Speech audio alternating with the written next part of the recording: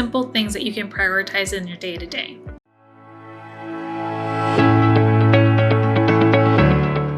My name is Diana Garcia. I'm a licensed therapist in Florida and owner of a private practice called Nurturing Minds Counseling. Hit that subscribe button now to get more tips to improve your anxiety, self-esteem, and just overall better yourself. All right, let's jump into today's video. Okay, so for today's video, I really want to prioritize kind of daily things that you should be focusing on to manage your anxiety.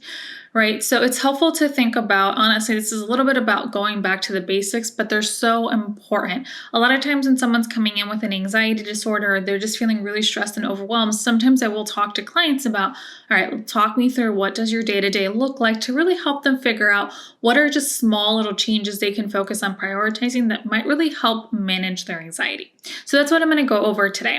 So if we start off kind of with a typical day, like the AM, really what I encourage you to do when you wake up, I know right now it's so common and easy to just go and pick up your phone and do like the doom scrolling or check your emails or things like that. And I actually want you to really prevent that. I don't want you to start your day with already kind of like feeling some of that worry, anxiety, or stress, or kind of already on that to-do list. If anything, I want you to really think about what are simple ways that maybe you can just focus on, like grounding or mindfulness. Listen, I know some people love doing like extended mindfulness practices. I know other people don't. I actually do have exercises on my YouTube channel that you can check out here, this playlist, if you want more of that. But if not, I encourage you to think about just like easy, simple ways to kind of ground yourself in the morning. So one way that I've done really, it's like when I get up and I put my feet on the floor, like the first kind of moment that I do that, I just really take a moment to just notice my feet on the floor, kind of grounding myself, and I'm starting my day. Or even sometimes before I even get out of bed, I just kind of really take a moment and just like notice like that experience of like, am I tired, or like my body in the bed, like where different places in my body is making contact with the bed. So again, just kind of taking a moment to really ground yourself before you just start your day. The other thing that I really find it's helpful, I really encourage you in your morning routine to try to prioritize like going outside, getting some natural sunlight, right? Sunlight is really going to just improve your sleep cycle, just your overall mental health, like the sunlight in terms of like vitamin D. So whether that is like going outside, I have 2 dogs, so I end up going outside in the morning anyways to take them out. But if you don't, like even just like going, sitting in front of a window for a certain period of time, or if it's darker where you're at, like getting one of those like lamps that are going to stimulate sunlight. So again, really some ways to boost that up. Also helpful to think about like some type of just, again, small movement that you can do. Whether that is like for me, I'm walking my dog, so I am getting movement. And again, I'm not talking, it doesn't have to be any of these like huge, like, going to like CrossFit gym or anything like that. Although if that's your thing, fantastic. Again, small little micro changes. Also helpful, don't skip breakfast. I know sometimes we're in a rush and we miss breakfast and we don't eat breakfast. Or a lot of times people say like, I really don't like to eat breakfast because I'm not hungry. It's really helpful to start your day with prioritizing like your basic needs, like I said. So nutrition, kind of really thinking about what type of protein you can have in your day to kind of level out your day. And also so that that's not impacting like your blood sugar throughout the day and even the morning. Listen, I love my coffee, so if you're a coffee drinker, I get it. Also, just really noticing the relationship between caffeine and anxiety. Some people are much more sensitive to caffeine. Caffeine is a stimulant. So I'm not telling you to eliminate your coffee. I'm just telling you to be aware of that and just be mindful of that and mindful of how much caffeine you're having. If that's something that is part of your routine, fantastic.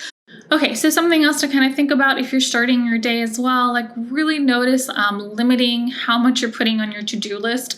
So I know I did another video on productivity anxiety, which you can check out here, but really noticing this relationship between the sense of feeling overwhelmed when you're doing your to-do list and you're adding all these different tasks. And if you're already starting your day feeling that overwhelmed, it might not be helpful. Now, if you have to add that, because that really helps you kind of do a brain dump, absolutely. But I want you to then be really clear, what are the tasks that you're going to prioritize, right? Maybe pick 1 to 2, maybe 3 that are most important that day, and acknowledge that you're human and you only have so many hours in the day. So now I'm thinking about more of like a midday routine. So really what's helpful at some point in the afternoon, check in with yourself. So like really just take a moment to check in with your body, your hunger cues. So really, really important. Don't skip your lunch. I know sometimes, especially if you're so stressed out and you're trying to do so much things, it's like tempting to like just not eat. And listen, I've been guilty of that. I I know we all can get really stuck with that, but I do really want you to be aware of like your hunger cues, prioritizing eating your lunch, taking a break, stepping away from work if possible. Because the truth is, this kind of really reminds me of the book review that I did on the anatomy of anxiety, which you can check out here, where it's really talking a little bit about that piece of like when you're anxious, kind of distinguishing the difference between true anxiety and false anxiety. And false anxiety is really when it's related to something like sleep, food, like maybe you had too much sugar, things like that. So one thing is if you didn't eat, maybe you're hangry and that's fueling some anxiety or stress or irritability. So just really noticing that and prioritizing that. Same thing, like I said, if you can take a screen break, so like rest your eyes. I know a lot of us are so kind of on the computer all the time or our phones or things. So if you can kind of just also rest your eyes, kind of take a break if it's helpful, maybe take a walk if you can, or just maybe just have something where your mind doesn't have to do anything, right? It doesn't, not even like scroll on Instagram or TikTok or YouTube, right? Just really having a moment of calm. Sometimes in the past, I've incorporated where I tried to do some type of mindfulness activity in the middle of my day. You find what works for you. And I think this is really crucial. As I'm going through all these maybe suggestions or tips, I really want you to think about like what's going to work for you and what are small little things that are going to be helpful that might really shift. The other thing that I'd encourage you to do, it's just really kind of noticing, same thing, like limiting maybe how much sugar you're having, limiting caffeine, especially with sleep. I don't encourage you to have caffeine after 2 or 3-ish because again, that might interrupt your sleep cycle. So if you're having issues with sleep, kind of really keep that in mind. With sugar, again, I'm all a proponent for you having a healthy relationship with food and also noticing that too much sugar can have an impact in terms of your overall mental health and well-being. So again, just notice like what you're putting, like what fuel you're putting in your body is going to have an impact on your overall well-being. Okay. When I think about kind of after work, so something that is helpful, I encourage you to think about like this transition from like your work, and work can also be like if you're a stay-at-home mom, right? This transition might also be maybe when your kids come home or maybe when your partner comes home or whatnot. But just like this transition period for you, if it is more of a traditional work, like thinking like, okay, what can you do to kind of mentally kind of acknowledge like, okay, now I'm shifting from work to home, right? And really sometimes like, especially if you have a really stressful day or there's a lot kind of going on for you.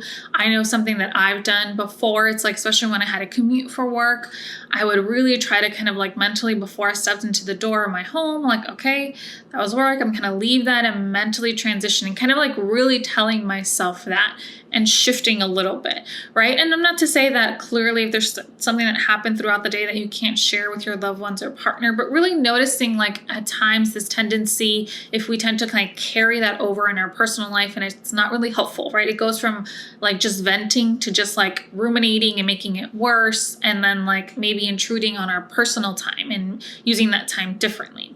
So maybe something for you to think about.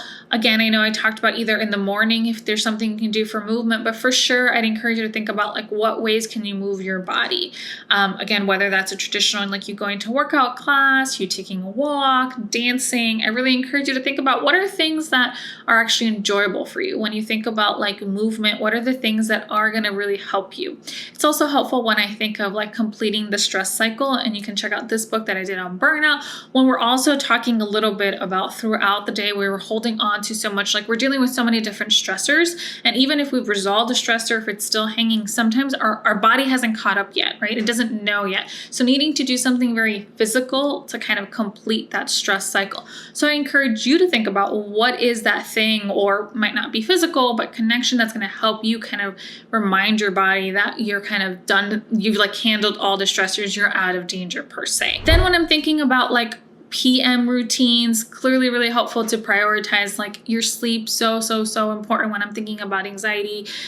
So really thinking about what are you doing that is contributing to a healthy sleep cycle? So recommending like sleeping at a consistent time every day, even on the weekends, waking up every day, limiting screen time. I also recommend having like a nighttime routine, whatever that routine is, but something that's really going to relax you and kind of shift your body and mind into like, okay, nighttime routine, whether it's after work or PM. I also would really encourage you to like notice like any like binging of anything unhealthy. So whether that's like alcohol or whether that's like screen time, TV, whatever the case is, like anything that's excessive that for you goes from like nourishing self-care to now just like overall avoidance, right? Even with alcohol, the role it can play in disturbing your sleep. So again, I'm not saying don't have a glass of wine, but just be really mindful of that.